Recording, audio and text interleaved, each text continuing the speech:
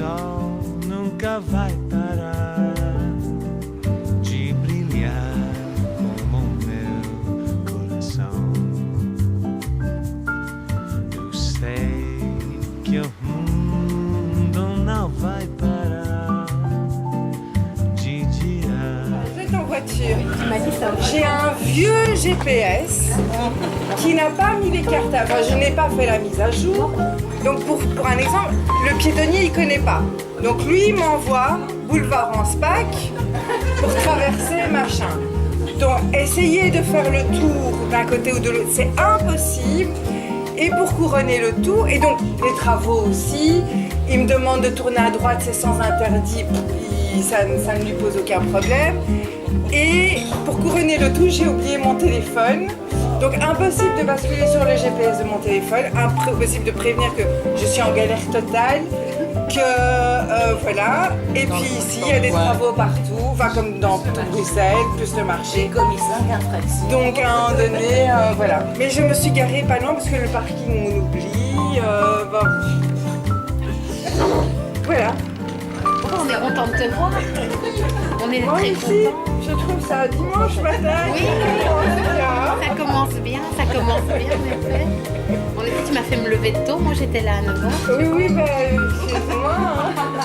T'aurais pu venir avec moi. Tu veux pas que je te raccompagne? J'ai envie d'arriver avant 6h, j'ai cours de salsa. En revanche, si toi tu veux venir danser la salsa avec moi, Moi, je crois qu'après ça, je me recouche. c'est vrai. Jusqu'à... Il faut d'abord que tu rentres. Oui, c'est ça. Ce sera peut-être l'heure, en effet. Bon, bon appétit. Bon petit déjeuner. Oui, parce que je suis partie sans manger. Je me suis dit, c'est pas grave, je mangerai là-bas. Bon appétit. Il n'y a pas de mojito, j'ai déjà demandé.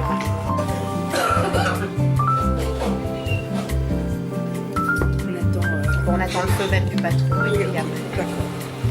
Bon, ben j'en profite pour manger. Voilà. Parce que Paris. Fais comme chez toi, il n'y a pas de souci. Et puis on est très content donc de recevoir Barbara et Sylvie aujourd'hui pour ce petit déjeuner littéraire qui est la troisième d'une, espérons-le, longue série. Je vois déjà qu'il y a des visages familiers, des nouvelles têtes, ça fait toujours plaisir à voir. Donc merci beaucoup de répondre présent à cet appel à chaque fois du dimanche matin pour vous sortir de votre lit. Je pense qu'il n'y a rien de mieux qu'un bon thriller, un bon polar. Donc bienvenue parmi nous. Je vais donner la parole à Sylvie qui fera ça sans doute beaucoup mieux que moi. Donc bon moment à vous et puis profitez-en bien. Donc on va commencer cette rencontre par vous remercier, comme Marco l'a dit, d'être là. La littérature, elle a besoin de public, les auteurs ont besoin de vous pour exister en Belgique, à l'étranger, en tout cas dans ce magnifique véhicule qu'est la langue française. Donc merci à tous. Alors on ne va pas la faire de manière très académique, c'est-à-dire que je ne vais pas analyser avec vous ni l'écriture de Barbara parce qu'il suffit de la lire pour qu'elle soit convaincante. On ne va pas analyser la thématique de manière affinée. Ce qu'on va faire, c'est découvrir l'auteur, peut-être d'une autre façon, en allant aussi frapper à la porte de la femme, pour voir un petit peu qui elle est. Alors vous aurez déjà compris que Barbara est ponctuelle. Ça, c'est même pas la peine de s'attarder. C'est injuste parce que je suis ponctuelle. C'est vrai. Je suis partie à 9h15. Mon GPS a annoncé 20 minutes de Et qu'elle trajet. a beaucoup de second degré aussi.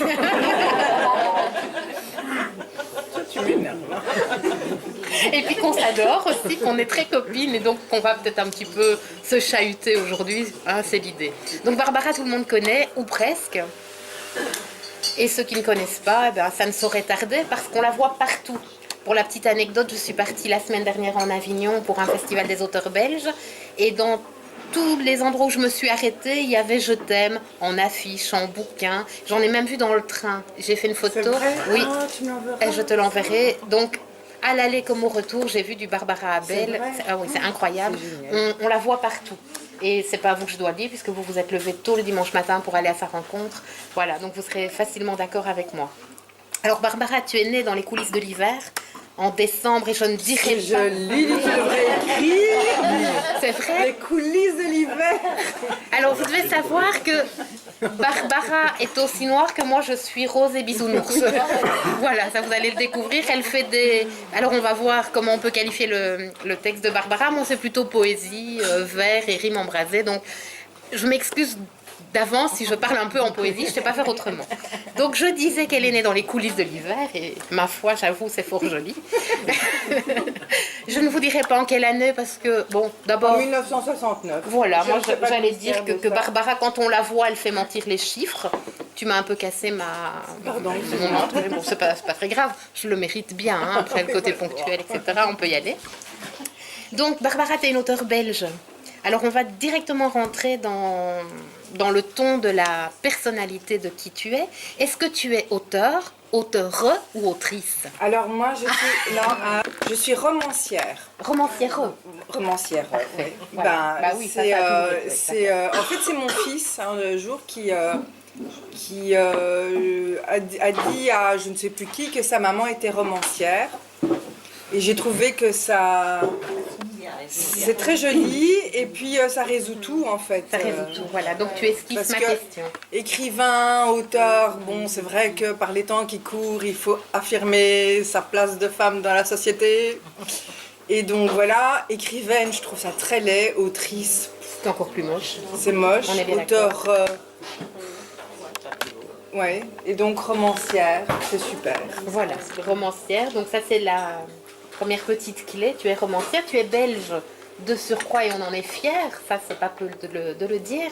Alors on te considère comme une auteure belge, mais ce qu'il faut savoir quand on connaît un peu le secteur du livre, c'est que tu es quand même une des rares auteurs belges à vivre de ta plume. Alors comment tu fais, Barbara? Qui as-tu menacé? Qui as-tu séduit pour être une auteure belge qui aujourd'hui vit de sa plume? Alors en fait, je voudrais quand même mettre des petites précisions et je le dis souvent parce que je fais beaucoup de rencontres dans les classes de lycéens puisque j'ai obtenu le prix des lycéens avec Derrière la haine. Et donc c'est vrai que maintenant je vis de ma plume, mais je vis de ma plume depuis 4 ans. J'ai 48 ans, donc je vis de mon métier depuis que j'ai 44 ans. Tout n'est pas perdu pour moi. Ce qui est quand même très tard. Enfin, je veux dire, c'est quand même pas extraordinaire comme situation.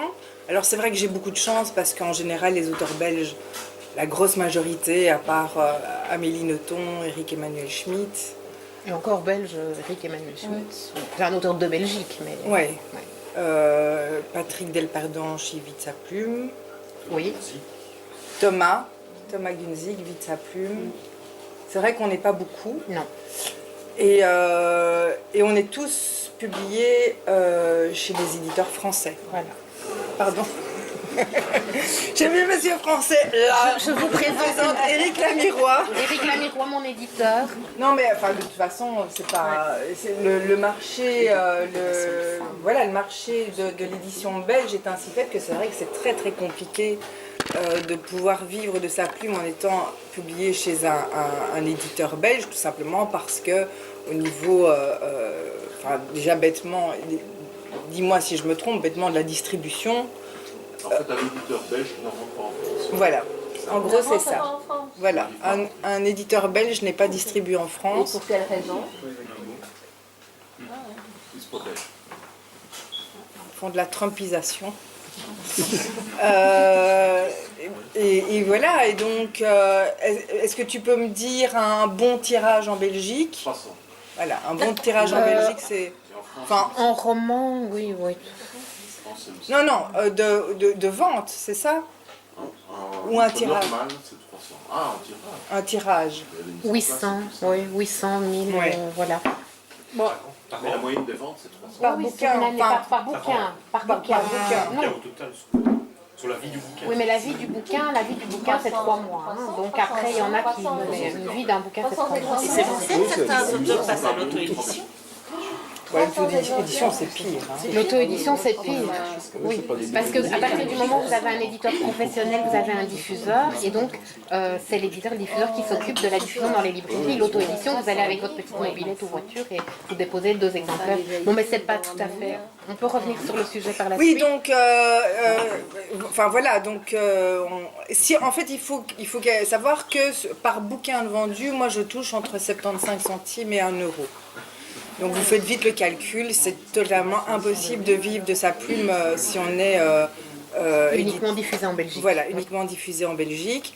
Donc c'est vrai qu'on doit être diffusé en France pour parvenir, tout simplement parce que le pays, la distribution, l'infrastructure, machin et tout ça est beaucoup plus conséquente. Et voilà, donc le calcul est rapidement fait. Mais tu es diffusé ailleurs qu'en France, tu es diffusé dans toute la francophonie. Voilà, c'est ça. Voilà. En Suisse, au Québec, en Belgique, en France. Voilà. Et en France, tu es partout, je confirme, Voilà. tu es partout. C'est incroyable. Donc comment j'ai fait? Alors, donc, je vis de ma plume que depuis 4 ans. C'est mon 12e bouquin, je tiens aussi à le signaler. C'est pas... j'écris depuis... c'est bien simple, mon premier bouquin, je l'ai écrit, j'étais enceinte de mon fils. Il a presque 18 ans aujourd'hui. Donc si on met... Maintenant on dit, ah ouais, elle vit de sa plume, elle est partout, machin et tout ça. Mais en fait, ça a été un très très long parcours et du travail constant. Donc il faut voir tout ce qu'il y a eu derrière et c'est pas tombé du ciel, c'est pas mon premier bouquin, je suis pas une petite jeunette qui débarque, etc. Donc je suis... Alors là où c'est chouette, c'est que ça aurait pu très bien ne jamais m'arriver et ça n'arrive pas à tout le monde. Donc là j'ai eu de la chance. Alors je suis tombée sur une super éditrice qui a cru en moi très vite et qui m'a suivie. Les 2 premiers bouquins que j'ai publiés chez elle se sont vraiment pas vendus et pourtant elle y a cru dur comme fer. Donc premier coup de peau, puis en même temps on se répondait bien. Enfin, c'était une association. Je répondais à ses attentes, elle répondait aux miennes. Donc il y a ça déjà, des rencontres importantes, des rencontres qui vont loin, qui m'ont permis d'aller loin. Et puis... et le talent, bien sûr. Et un bouquin tous les 18 mois, quoi qu'il arrive. Alors maintenant c'est beaucoup plus facile, mais quand même quand les enfants étaient petits, c'était pas évident. Enfin voilà, donc... Et avec cette réponse, vous constaterez qu'il y a une autre clé de la personnalité de Barbara, en dehors de son talent, c'est sa modestie. Et je propose qu'on l'applaudisse d'abord pour sa modestie et ensuite pour son talent. Non, mais c'est parce que c'est vrai que c'est important de remettre les choses à leur place, puisque je discutais avec une auteure belge, et voilà, et qui avait écrit un second bouquin, et qui se plaignait un peu que les choses n'arrivent pas, et donc je lui disais, oui, mais attends, enfin, regarde, moi ça m'arrive, mais à mon second bouquin, ça m'est pas arrivé non plus, voilà. Donc c'est vrai que... Et il faut dire ça aussi aux jeunes, c'est parce que c'est vraiment le discours que je tiens auprès des gamins dans les classes de lycéens. C'est accrochez-vous les gars si vous voulez, parce que certains me posent la question, comment est-ce qu'il faut faire si on veut écrire? Bah, il faut s'accrocher, quoi qu'il arrive. Et se poser la question de base, est-ce qu'on veut être reconnu ou est-ce qu'on veut être écrivain? Parce qu'on peut être écrivain toute une vie sans avoir cette reconnaissance. Oui, non, on peut avoir le droit d'être écrivain et de ne faire que ça, bien de sûr, sa vie. Absolument. Et à ce moment-là, on est obligé d'être reconnu. Oui. Tu ne peux pas être écrivain vivant de ta plume sans être reconnu. Absolument. Ça ne marche pas. Mais le moteur de base, c'est quand même l'écriture. Oui. C'est ça qui doit... Oui, tout à fait. Mais si tu as envie de passer tes journées à écrire et pas devoir avoir un boulot alimentaire, c'est par là qu'il faut passer, parce que le livre est aussi un objet commercial, il faut bien le... On en parlait avec lui tout à l'heure, absolument. Voilà. Bah oui, tout à fait. Tout à fait. Alors Barbara, par rapport à la trame de ton écriture, donc j'ai un peu regardé sur le net ce qu'on dit de toi, moi je te connais bien, mais je voulais savoir ce qu'on dit de toi sur les côtés. Alors les uns disent que Barbara Abel c'est du roman policier, et c'est uniquement du roman policier, les autres disent que c'est des thrillers psychologique. Comment est-ce que... moi, je pense que c'est du thriller. On appelle ça thriller psychologique ou thriller domestique. Parce que, je ne fais pas du policier.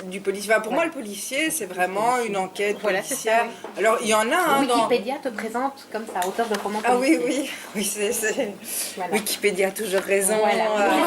C'est pour ça que je me suis dit, on va quand même lui demander, pour être sûr. Non, en plus, les quelques fois où j'ai dû mettre des policiers dans mes romans, parce que la crédibilité et le réalisme de l'histoire le voulaient, c'était très compliqué pour moi, parce qu'il faut coller à une réalité, il ne faut pas raconter n'importe quoi.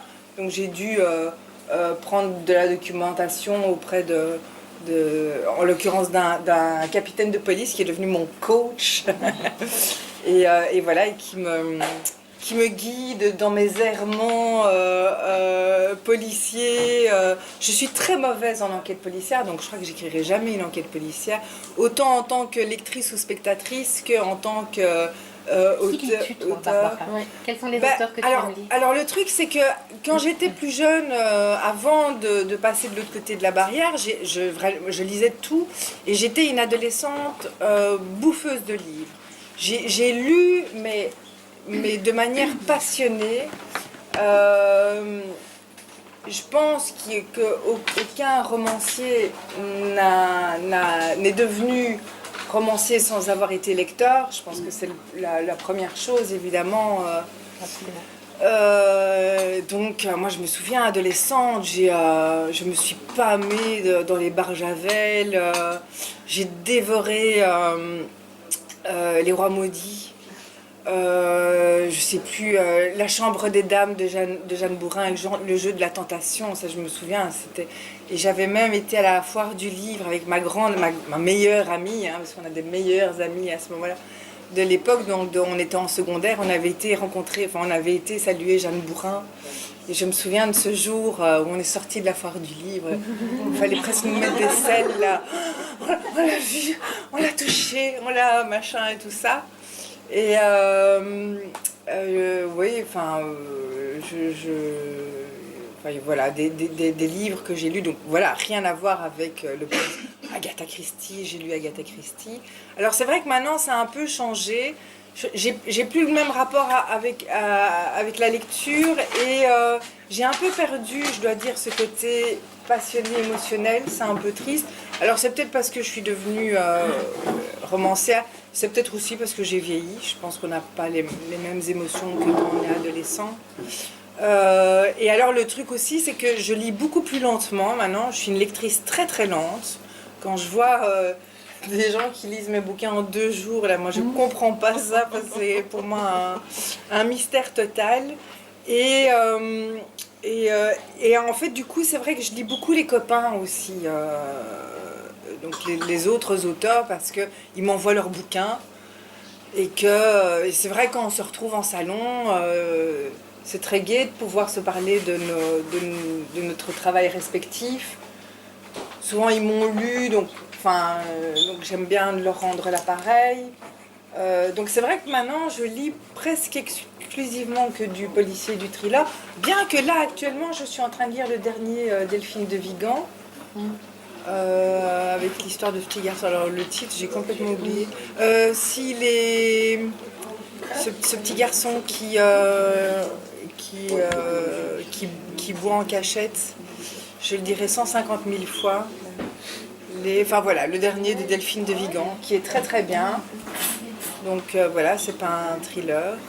Tu disais tout à l'heure, ça c'est pas tout à fait dans le cadre de l'interview, mais je veux rebondir dessus, que tu comprends pas que les gens te lisent en 2 jours, que pour toi ça te semble incroyable. Tout à l'heure, en attendant que tu arrives, je parlais avec une dame qui est là et qui travaille dans une bibliothèque, c'est ça, qui me disait cette remarque aussi, c'est que non seulement on te lit vite, mais qu'en plus, à peine le livre refermé, on attend le suivant avec un engouement incroyable. Ça, c'est terrible parce que moi, par exemple, j'ai même pas l'idée du prochain. Donc, et de toute façon, je m'y mettrai pas avant septembre parce que là, il y a les congés scolaires qui vont arriver. J'ai les enfants à la maison. Alors bon, maintenant, ça devient plus facile parce qu'ils deviennent plus grands, mais c'est vrai que... Et en fait, je me rends compte aussi que j'ai besoin de faire une pause, même physiquement, intellectuellement et physiquement, j'ai besoin de faire une pause. Parce que l'air de rien, alors je vais jouer, je vais la faire à la Zola, bien que c'est pas la mine, etc. En fait, c'est épuisant d'écrire un bouquin.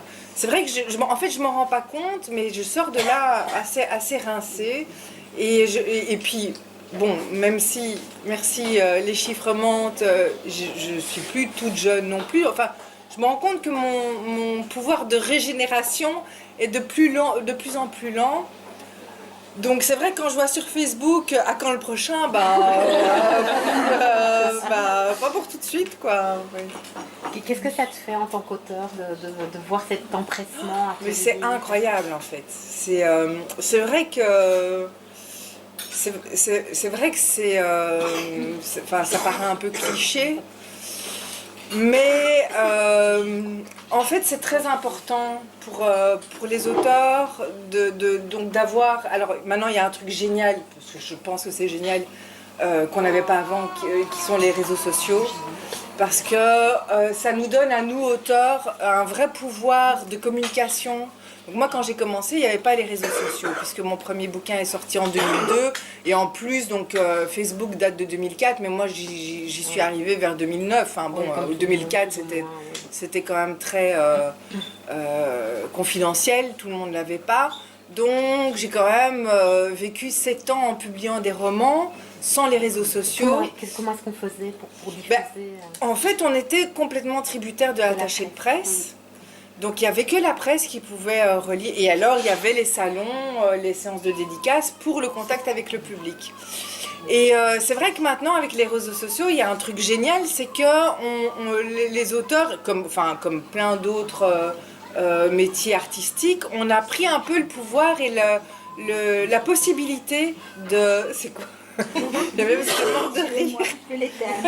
La possibilité de toucher les gens, de toucher le public et d'avoir un vrai contact avec vous, et donc de recevoir vos remarques qui sont en général très positives, hein, parce que par exemple, moi s'il y a un auteur que j'aime pas, je vais pas aller le trouver sur Facebook pour lui dire tu sais j'aime pas du tout ce que tu as écrit.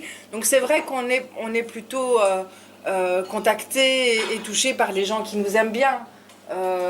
Donc ça c'est chouette. Après voilà, il y a quelques petites exceptions qui viennent titiller, mais bon ça c'est partout, faut vraiment le prendre comme faut pas y accorder énormément d'importance, enfin bon voilà, et voilà donc mais oui voilà, c'est ça que je voulais dire, c'est que c'est vrai que c'est finalement, à part les droits d'auteur, c'est la seule récompense qu'on a. C'est votre ressenti, votre enthousiasme et voilà ces messages qui sont des messages d'amour en fait tout simplement et qui font qu'on se dit ce truc là je le reçois et je l'ai fait, je l'ai donné et c'est hyper important bien sûr. Mettre une pression supplémentaire. Alors, oui, c'est vrai. D'être encore meilleur, en fait. Oui. Parce que les gens attendent. Oui, c'est vrai que, par exemple, donc mon précédent bouquin, donc je sais pas, a été très très bien accueilli. Et il s'est très très bien vendu aussi. Et c'est vrai qu'à un moment donné, on se dit, gloops, et maintenant, qu'est-ce que je fais, etc. Mais je crois qu'à un moment donné, en fait, il faut pas. À un moment donné, il faut mettre tout ça de côté, essayer, et replonger dans l'aventure de l'écriture, juste comme on le faisait au début, quand personne nous attendait, quand on n'était pas du tout connus, et se dire voilà, j'ai juste envie de raconter une histoire. Et de le faire le mieux possible et surtout de prendre le plaisir de le raconter. Et tu le fais bien à ce point que ton nom est devenu une marque en quelque sorte. Barbara Bell maintenant c'est une marque. Donc tu as déjà un petit peu répondu et je te prie de ne pas te moquer de l'intervieweuse s'il te plaît. Je me prête à l'exercice. Donc tu as déjà en partie répondu à la question, mais ça commence quand, ça commence comment? Je crois savoir qu'au départ tu étais appelé ou tu te sentais appelé par une carrière plutôt dans les arts de la scène, le théâtre était ton... Oui. Voilà, donc est-ce que tu peux nous expliquer un petit peu la genèse, donc les études... Oui, parce que, alors bon, c'est vrai que moi j'ai été vraiment passionnée de lecture quand j'étais petite, hein, même toute petite. Moi, alors, mon premier livre, Oui, et la gomme magique. On est tous passés par là. Non mais c'est vrai, ça a été une révélation. Alors... Après, je me suis jamais dit je vais devenir écrivain ou romancière ou jamais. Mais c'est vrai que je me souviens très bien de Oui, et la gomme magique et du plaisir et de l'émotion que j'ai ressentie en lisant ce livre. Mais c'est vrai, voilà, pour moi c'était clair, j'allais devenir comédienne. Donc à 15 ans, j'ai commencé à suivre des cours de théâtre à l'Académie d'Etterbeek. Et puis je suis partie, j'ai tenté le conservatoire de Bruxelles 2 ans plus tard, mais je ne l'ai pas eu. À 21 ans, je suis partie à Paris pour devenir star. Je me voyais déjà en haut de l'affiche, etc. Et puis en fait, c'est parce que quand je suis revenue vivre à Bruxelles, j'avais 23 ans. Et au lieu de refaire le conservatoire à Bruxelles, je me suis dit, je vais écrire une pièce de théâtre. Je vais me créer moi-même mon travail. Et donc avec mon compagnon, on a écrit une pièce de théâtre qu'on a produite, qu'on a montée, que j'ai interprétée. Ça a été une aventure assez fabuleuse. Et en fait, à la fin de cette aventure, je me suis dit, mais en fait, c'était très chouette de l'écrire aussi. Et pendant les quelques années qui ont suivi, j'ai continué à passer des castings, à vouloir faire du théâtre, etc. Mais j'ai commencé à écrire. Et c'est vrai que forte de mon bagage de lectrice passionnée, en fait, j'avais déjà des choses en moi, vu que j'avais beaucoup lu et que forcément ça m'était resté. Et en fait, pendant quelques années, j'ai fait du théâtre et j'ai écrit de manière parallèle. Et le truc, c'est que c'est un éditeur qui s'est intéressé à moi avant un metteur en scène. En fait, c'est tout simplement ça. S'il y avait eu un metteur en scène qui s'était intéressé à moi avant l'éditeur, je ne serais pas du tout... Et est-ce qu'un jour on aura l'occasion de découvrir une Barbara dans l'écriture d'une pièce ou sur scène? Alors en fait, le truc, c'est que... oui, bien sûr, c'est un projet qui m'intéresserait. Mais je viens en fait d'essayer d'écrire une pièce de théâtre pour une comédienne belge qui me l'a demandé. Et en fait, j'ai pris l'aventure par le mauvais côté, c'est-à-dire que j'ai voulu écrire une pièce de théâtre, mais sans savoir de quoi j'allais parler. En fait, il faut d'abord avoir envie de parler de quelque chose. Et puis après... Est-ce que c'est pas la clé du roman? Mais ça bien aussi, sûr, mais c'est évident. C'est comme ça qu'on trouve les idées. Mais là, je sais pas pourquoi. Enfin, en fait, si, je sais pourquoi. Cette comédienne belge, en fait, est une grande comédienne belge, c'est Daniela Visconti. Et c'est elle qui m'a donné la réplique gratuitement dans la pièce de théâtre que j'avais écrite il y a de ça 20 ans. Et donc, en fait, j'ai voulu lui renvoyer l'ascenseur, tout simplement. Et en fait, j'y suis pas arrivée parce que maintenant, prise partout, les romans... c'est vrai que j'ai une vie assez, même beaucoup remplie pour le moment. Et en fait... Il y a une source qui me dit qu'il y a un auteur qui attend ton contact pour justement parler de cette pièce, Marc Mawad. Oui. Voilà. Mais écoute, oui, je devais le recontacter. Et après, je me suis dit, mais ça n'a pas de sens. Parce qu'elle, ce qu'elle veut, c'est un truc écrit... ou alors on remet le projet, etc. Oui, c'est possible, mais... Bref, et donc voilà, donc il y a 10 jours, je lui ai dit, écoute, non, je n'y arrive pas. Voilà, il faut savoir aussi se connaître et connaître ses faiblesses, etc.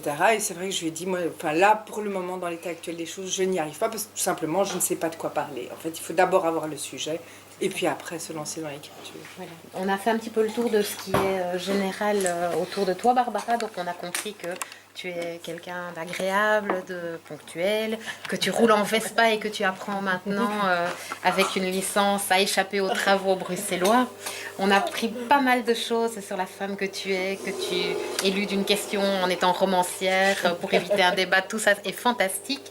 On va rentrer un petit peu dans l'écriture de ce dernier bouquin, Oui. Parce qu'on est quand même ici pour parler d'amour, n'est-ce pas? Oui, tout à fait. Alors Barbara, je t'aime, est-ce que c'est un tournant dans ton écriture? Parce que parler d'amour, c'est quand même la première fois que tu nous parles d'amour. Alors tu nous parles d'amour à la sauce Abel, mais tu nous parles d'amour. Oui. Mais en fait, c'est vrai que c'était... donc à un moment donné, quand je cherche une idée de roman... En fait, non, le vrai point de départ de ce livre-là, c'est le livre précédent, donc Je sais pas. Et c'est vrai que dans Je sais pas, pour ceux qui l'ont lu, et je ne spoil pas en le disant, tous les personnages sont quand même très borderline, très tordus. On peut le dire. Et c'est vrai que plusieurs lecteurs, plusieurs libraires, plusieurs chroniqueurs m'ont dit que parmi tous les personnages, il n'y en avait pas un pour rattraper l'autre. C'est-à-dire que même l'héroïne, qui est censée donc véhiculer l'identification, la catharsis, l'empathie, etc., c'est une femme adultère. Alors on comprend comment elle en est arrivée là, mais c'est quand même une femme adultère. Et ça ne fait pas partie du quotidien, tu penses, la femme adultère? Si, bien sûr, mais c'est pas une caractéristique positive. En général, on a besoin de s'identifier à un personnage, et ce personnage, en général, a quelque chose de foncièrement positif, même dans les salauds. Par exemple, je pense à Dr. House. C'est un personnage insupportable, mais il sauve des vies. Donc, voilà, on lui pardonne beaucoup de choses. Et donc, c'est vrai que je m'étais dit, c'est vrai, ils ont raison, il n'y en a pas un pour attraper l'autre. En même temps, j'écris du thriller, je ne vais pas non plus raconter des histoires de Roudoudou au pays des bisounours. C'est normal. T'as quelque chose contre les bisounours? Et donc, du coup, je me suis dit, tiens, mais ça, ce serait une gageure. Écrire un thriller, un vrai thriller psychologique, avec des personnages qui ne sont pas, sans méchants, entre guillemets, sans psychopathe, sans pervers narcissique, sans personnage qui a un passé compliqué, sans... en fait, des personnages qui seraient... Tous les personnages seraient comme vous et moi, c'est-à-dire des gens humains qui ont des qualités, qui ont des défauts, mais qui sont foncièrement gentils, en tout cas qui ne sont pas méchants. Donc ça, c'était le premier truc. Et deuxième truc, je me dis, et en plus, si on écrivait un thriller qui parle d'amour, parce que les thrillers, ça parle toujours de haine, ça parle toujours de rancœur, de vengeance, de sentiments très négatifs, puisque c'est un peu le moteur de ce genre littéraire. Et donc moi, je me suis dit, moi, je vais faire autre chose, et je vais parler d'amour. Et en fait, c'est venu comme ça. Après, il a fallu trouver l'idée et la situation, etc. Mais c'est venu comme ça. Justement, en termes d'idées, mais il est question d'addiction, il est question de passion, d'accident.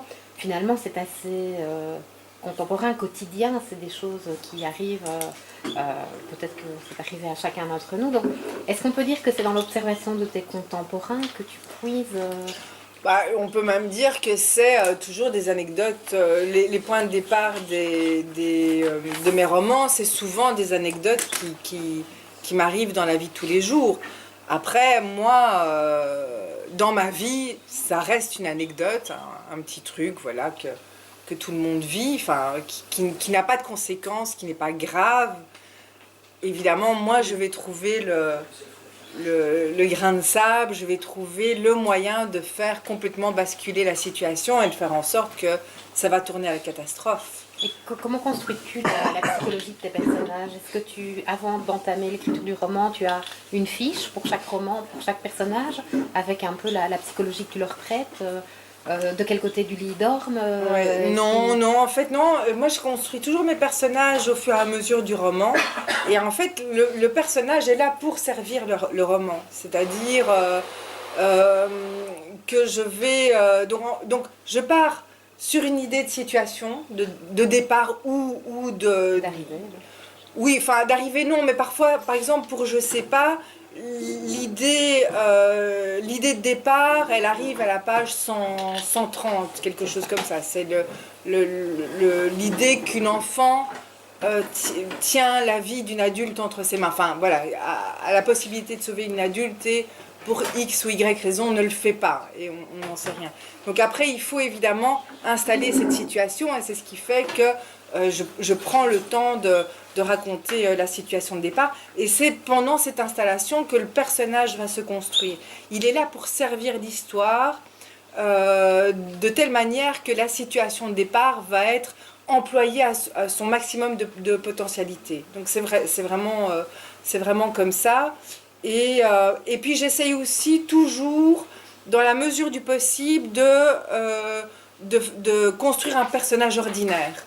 C'est vraiment mon créneau, c'est-à-dire je ne mets pas en scène de serial killer, de pédophile cannibale, de super espions, Mes personnages sont toujours des personnages de la vie de tous les jours et en fait c'est des personnages qui nous ressemblent parce que j'ai remarqué et je le sais et on me l'a dit au fil de mes romans, c'est ce qui touche les gens puisque ce sont des personnages qui nous ressemblent. Et donc moi je vais plutôt jouer sur... Après, il y a plein de romans qu'on adore avec des personnages hors normes évidemment, mais voilà, d'autres le font et le font très bien. Moi je vais plutôt jouer avec des personnages ordinaires, quotidiens, à qui il va arriver voilà, un grain de sable qui va venir complètement foutre leur existence en l'air. C'est vraiment le moment où le quotidien bascule dans l'horreur. Et comme j'essaye de les faire les plus ordinaires possibles, pour qu'ils soient en fait à peu près le dénominateur commun de chacun d'entre nous,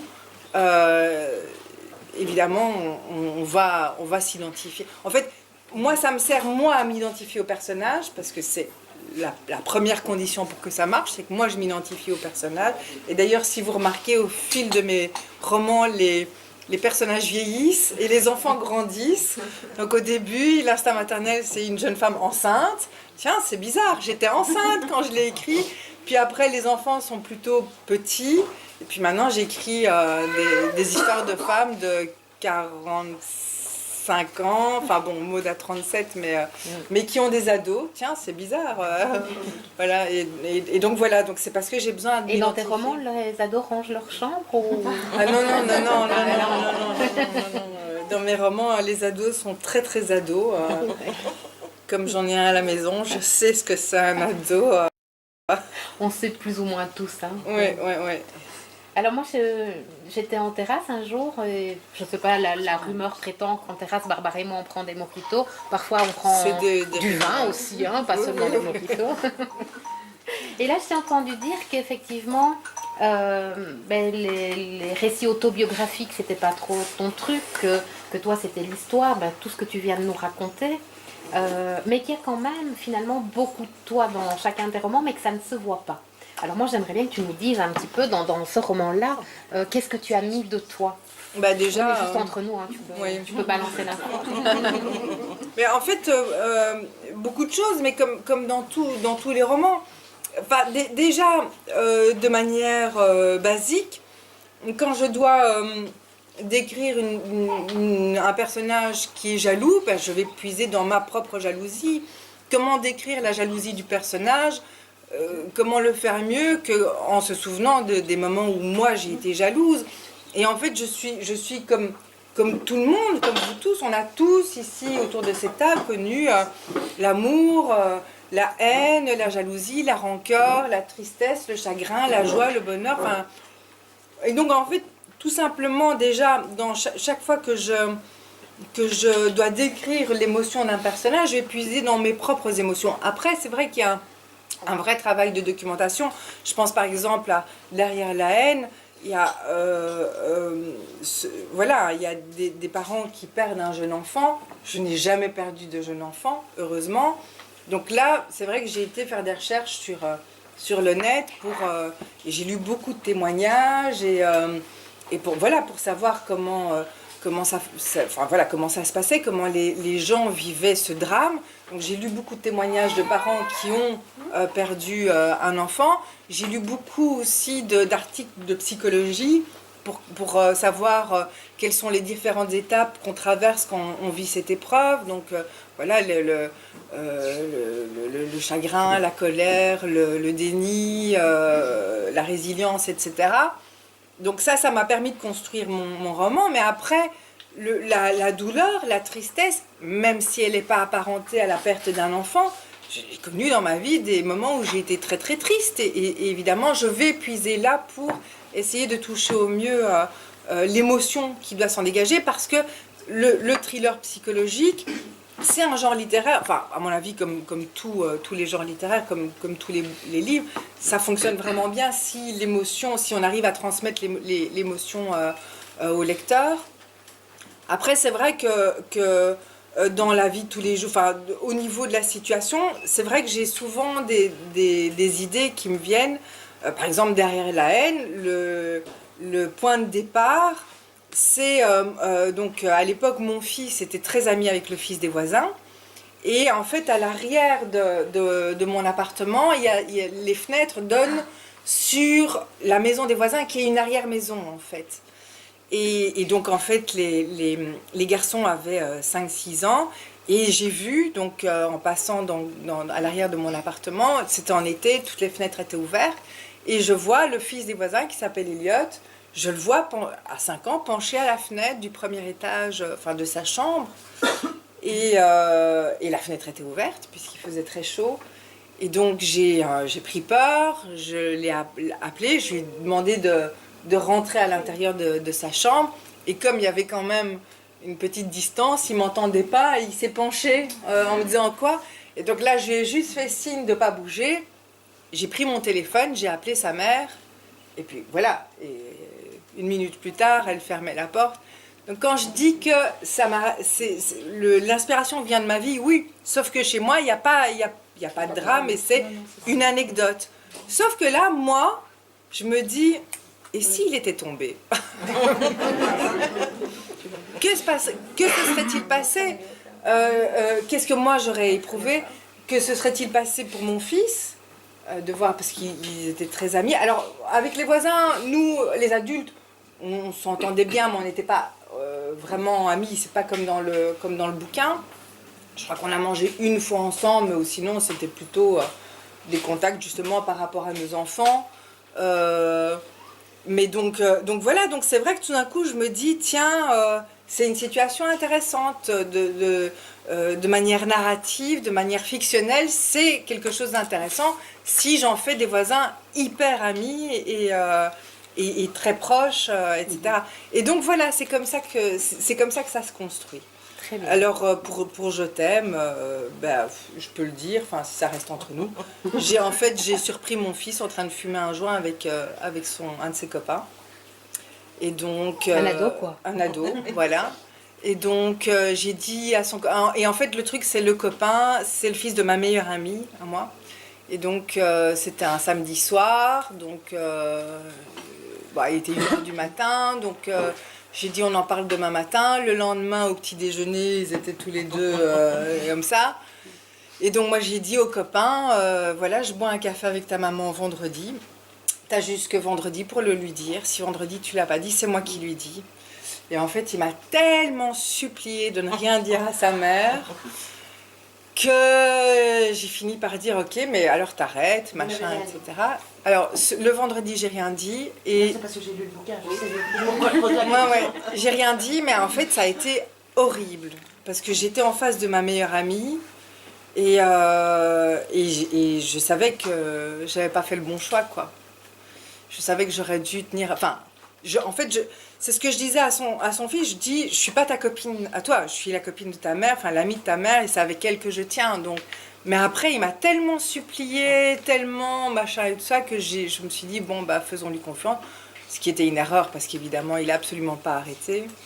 Et maintenant, je l'ai dit après, je l'ai dit à mon amie. Donc, elle est au courant. En tout cas, si elle ne l'était pas, maintenant... Donc, moi, je pense qu'on a fait le tour. Je voudrais te laisser aussi l'occasion de répondre aux questions des gens qui nous ont fait l'amitié d'être là, et puis sans doute de signer quelques livres. Mais juste pour conclure, dis-nous, pour ceux qui ne l'auraient pas déjà acheté, quelles sont les bonnes raisons d'acheter ce bouquin et de le lire, indépendamment du fait tout simplement qu'un livre qui vous regarde droit dans les yeux et qui vous dit « je t'aime », comment voulez-vous résister? Ça n'est pas possible. Donc voilà, c'est tout.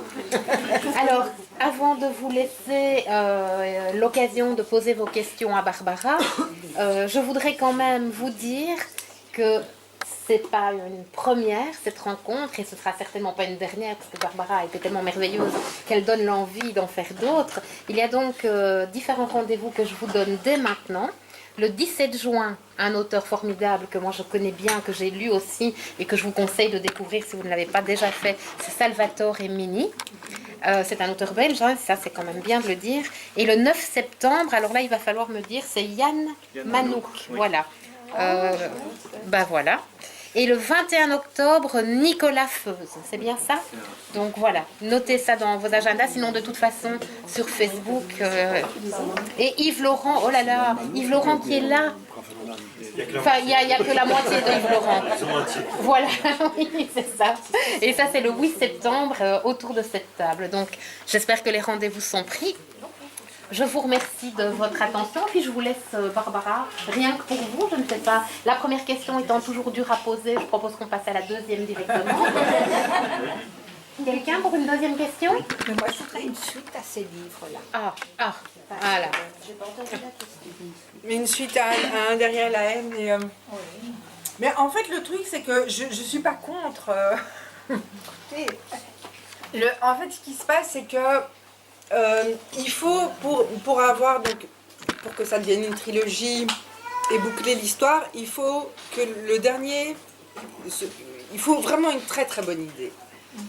C'est-à-dire que, en fait, derrière la haine, je sais que c'était une bonne idée, je sais que c'est un livre, un bon livre, je le dis sans fausse modestie, parce que tout simplement parce que c'est une histoire très très simple. Et qui met en scène des émotions universelles et qui parle à tout le monde. Ce livre a eu le prix des lycéens et j'ai été vraiment la première abasourdie d'avoir le prix parce que moi j'écris pas du tout pour la jeunesse et quand on m'a proposé de participer au prix des lycéens, évidemment j'ai dit oui parce qu'on ne va pas refuser de participer à un prix, mais je me suis dit ça va pas du tout marcher, les gamins vont pas du tout rentrer dedans parce que pour moi il fallait avoir quelque chose déjà, être plus adulte et avoir une émotion déjà construite au niveau de c'est quoi être parent tout simplement, et qu'à 16, 17, 18 ans on n'a pas ça. Et en fait les gamins ont adoré cette histoire, donc déjà j'ai été très très étonnée. Et voilà, et c'est ce que je disais, c'est une histoire très très simple. Et pour moi la simplicité c'est très compliqué à trouver. Et pour moi les bonnes histoires sont très simples. Il n'y a rien qu'à voir les grands classiques, hein, c'est toujours des histoires très, très simples. Une histoire compliquée, une histoire qui a besoin de beaucoup d'éléments pour être justifiée et qui devient très compliquée, en général, c'est qu'il y a quelque chose qui ne va pas. Et donc, je vous le dis aussi très sincèrement, pour moi, après la fin et en deçà de Derrière la haine, parce que justement, j'ai voulu surfer sur un succès, en plus je suis fan de séries, donc j'avais envie de jouer un peu avec ce côté série, etc. Et d'abord j'ai eu vraiment beaucoup de difficultés à l'écrire, et je ne me suis pas autant amusée que pour Derrière la haine ou pour d'autres livres, parce que voilà, je sentais qu'il y avait un challenge à relever, et justement c'est le genre de truc que j'ai pas trop envie de rentrer dedans. J'ai envie de juste raconter des histoires parce que ça me plaît, parce que ça m'amuse et parce que j'y prends du plaisir. Et donc du coup, pour qu'il y ait un troisième tome, il faut que j'ai une très bonne idée et quelque chose de très simple qui va faire que ça va relever les deux autres. Parce que si je le fais et que l'idée n'est pas super, ou que je le fais juste parce que voilà, c'est commercial, et c'est vrai, je renie pas du tout le côté commercial du bouquin parce que ça compte. Enfin, moi c'est comme ça que je vis, donc je peux pas nier, je peux pas me draper dans mon côté artiste parce que c'est quelque chose d'important. Si j'écris un troisième tome et qu'il n'est pas bon, ça va redescendre les deux autres, voilà. Donc du coup je le ferai, mais si un jour j'ai vraiment l'étincelle, ouais. Une autre question? On s'est rencontrés le 23 mai, j'espère ne pas mettre les pieds dans le plat. À Scarbeck, qui est une formation, je peux aller plus loin. Ah oui, tout à fait, oui. C'est une formation à la RTBF pour devant le fond de série. Qu'est-ce que vous avez un projet d'adaptation? Alors en fait le truc c'est que oui, j'ai un projet. D'abord je suis fan de séries, donc j'en regarde beaucoup. Et en fait ce qui s'est passé c'est que c'est une productrice qui est venue me trouver au mois de septembre dernier. Alors il faut savoir que moi je suis assez... j'ai une dent contre les producteurs parce que j'ai eu des très mauvaises expériences avec eux. Autant ceux qui m'ont racheté des droits audiovisuels de mes romans, que des producteurs qui m'ont approché pour leur écrire un téléfilm, enfin des projets audiovisuels. Et à chaque fois, ça a été très pénible de travailler avec ces gens-là. Parce que dans le roman, j'ai une liberté totale, absolue, et que c'est ce que j'aime. Et que, en fait, je me suis rendu compte que travailler pour l'audiovisuel et pour les producteurs, il fallait convaincre 150 000 personnes, il fallait écrire 35 versions d'une même histoire pour finalement revenir à la première. Enfin, vraiment. Et donc, quand cette productrice m'a contactée en septembre, ben déjà, je devais achever la rédaction de Je t'aime. Et donc je lui ai dit, de toute façon je ne suis pas libre avant décembre, puisque c'était la date à laquelle je devais remettre mon texte. Et puis de toute façon je vous préviens, moi je ne veux pas écrire 15 versions, je ne veux pas faire ci, je ne veux pas faire ça. Enfin bon bref, en sortant du rendez-vous je me suis dit, c'est une affaire de régler, j'en entendrai plus jamais parler. Et en fait, en décembre elle m'a recontactée, donc elle avait attendu, elle avait une idée de départ. Et puis c'était une productrice belge, ce qui est quand même très différent des producteurs français en général et parisiens en particulier. Donc elle avait ce côté, voilà, notre Belgique qu'on aime,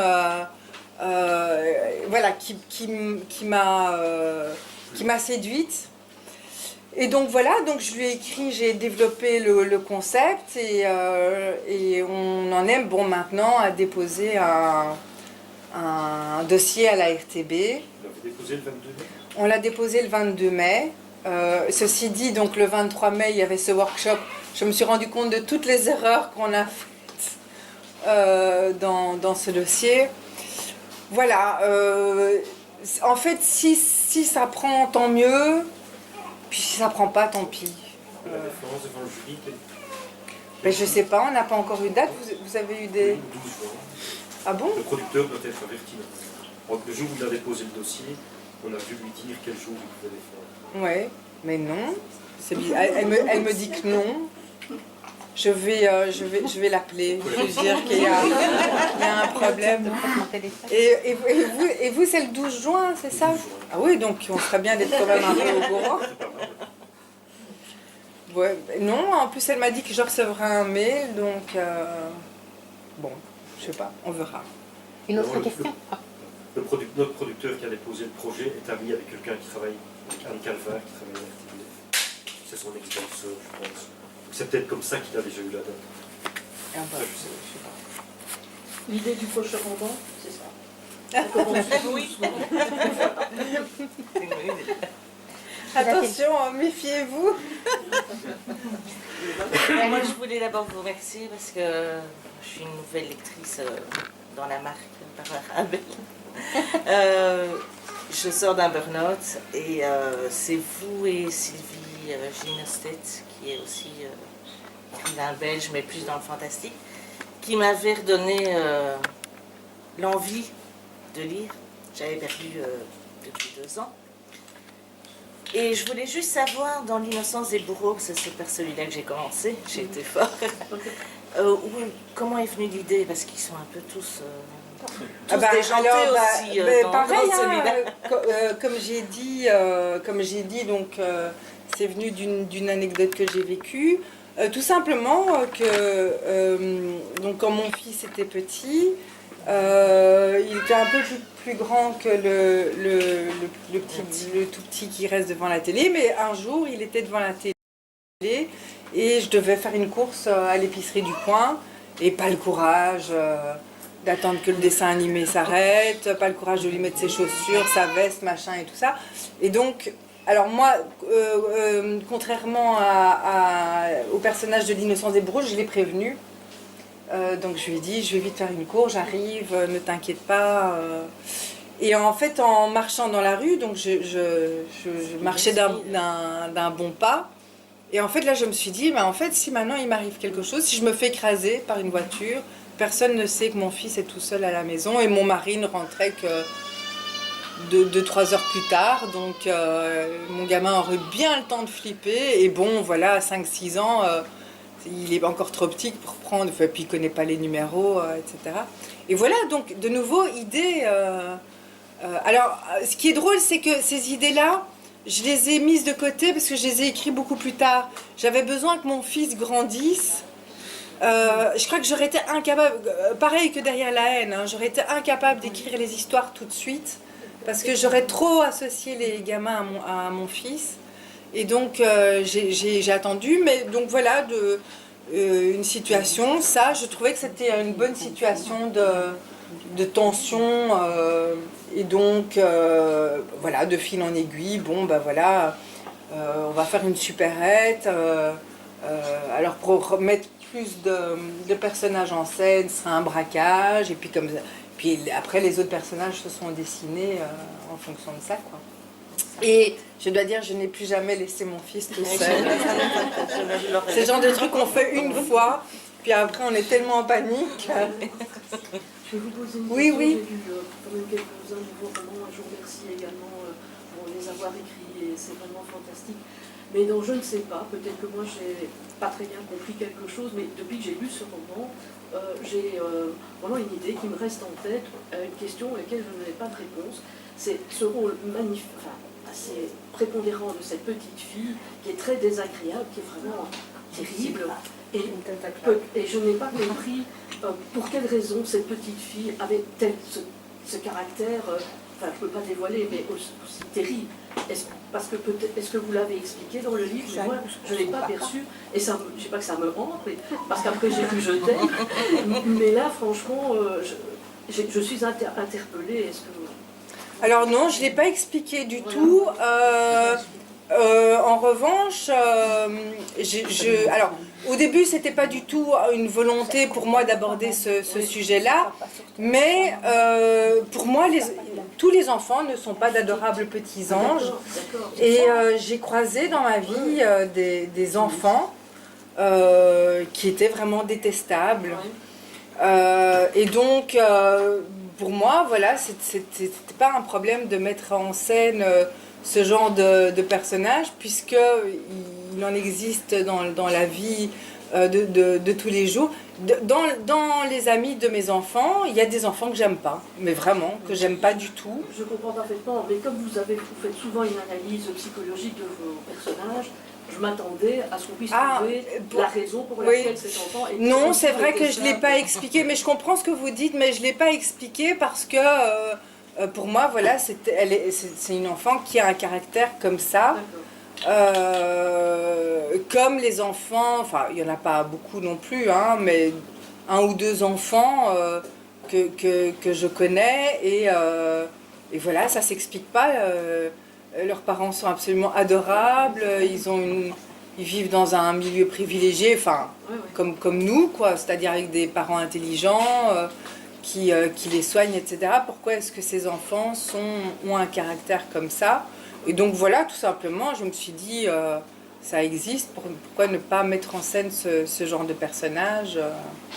Et j'aimais bien aussi l'idée de dire, voilà, c'est pas parce que c'est un enfant qu'il est forcément aimable. Parce que il y a quelque chose de bizarre dans le fait de ne pas aimer un enfant. Et je m'étais fait d'ailleurs la réflexion, donc quand mon fils invitait un de ses amis que j'aimais pas, en fait, après je suis toujours restée très gentille avec cet enfant, et il était le bienvenu à la maison, mais je n'aimais pas cet enfant. Et je le trouvais pas chouette, pas sympa. Et voilà, mais bon, après, il avait 5 ans. J'ai pas non plus... Oui, je sais pas si j'ai plus de nouvelles, je sais pas s'il a changé. Mais voilà, c'est des choses qui arrivent dans la vie de tous les jours. Mais voilà, je propose... Je vous poser une question. Vous écrivez comment? Vous avez des rythmes, vous avez des horaires, vous avez... Alors moi je rigole beaucoup, parce qu'en fait comme j'ai commencé à écrire quand j'étais jeune maman, enfin à écrire de manière professionnelle, à être publiée quand j'étais jeune maman, et donc j'avais des enfants en bas âge, je ne pouvais écrire que quand ils n'étaient pas là. Et en fait, du coup, j'ai gardé un peu ce rythme-là. Donc du coup, j'écris du lundi au vendredi entre 9 et 16 heures. Ça n'a absolument rien de romantique, ni de sexy, ni de... voilà.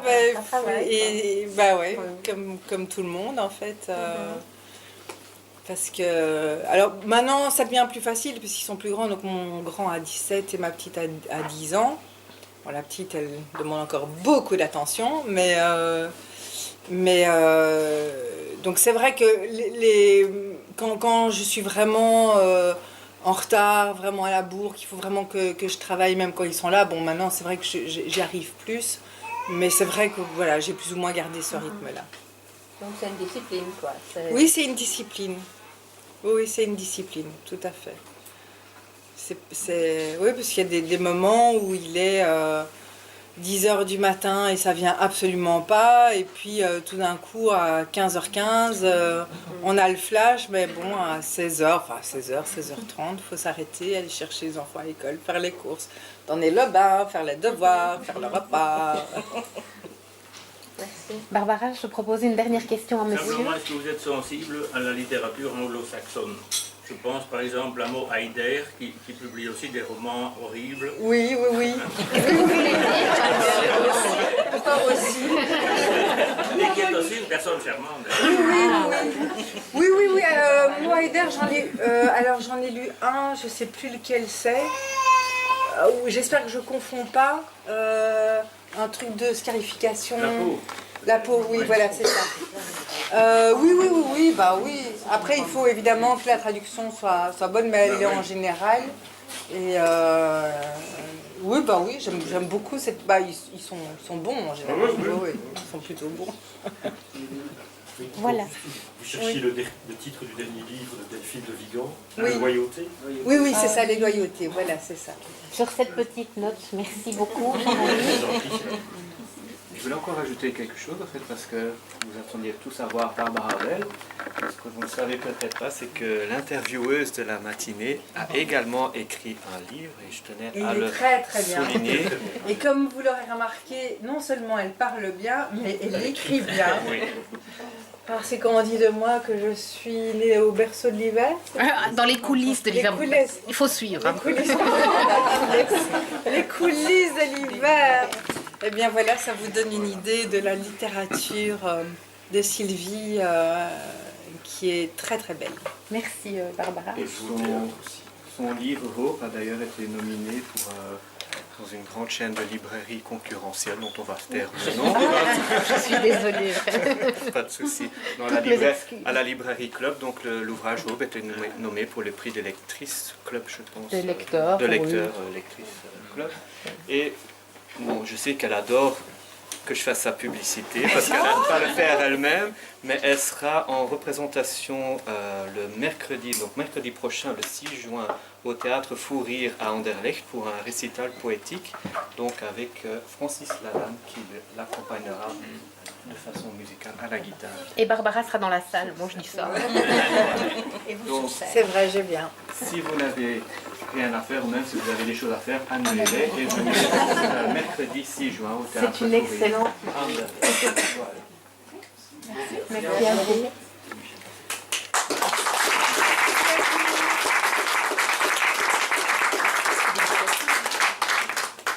Voilà, Barbara, je suppose que tu es d'accord de te prêter au jeu des dédicaces. Donc, ceux qui n'ont pas le bouquin, allez-y. Et puis ceux qui l'ont, vous avez envie de l'offrir à vos amis, à vos ennemis, c'est bien aussi. C'est vraiment... Ah oui, tout à fait. Quel est votre appel? Le seul truc, c'est que j'étais chez un étudiant.